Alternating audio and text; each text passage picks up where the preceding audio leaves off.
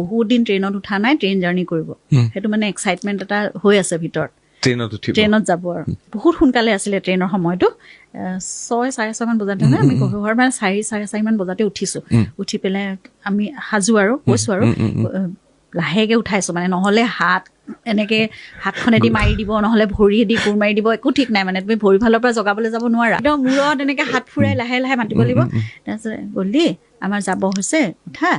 তাৰপিছত একদম লগে লগে ক'ত ট্ৰেইন যাব হ'ল নহয়, এতিয়া আমি চব ৰেডি একদম যাবলৈ। চুক চুক চুক চুক চুক চুক চুক, কি হৈছে এইটো শব্দ? কি হৈছে এইটো? ট্ৰেইনখনত বহি, ট্ৰেইনখন চলিছে আকৌ, চলিছে বুলি একদম উঠি বহি একদম জোকাৰি দিছে, চুক চুক চুক চুক এনেকে যাব। তাৰমানে ইমান সৰু বাচ্ছা হাঁহিত থাকিব পৰা নাই। কৈছো এইটো জুবিন গাৰ্গ নে বাৰু?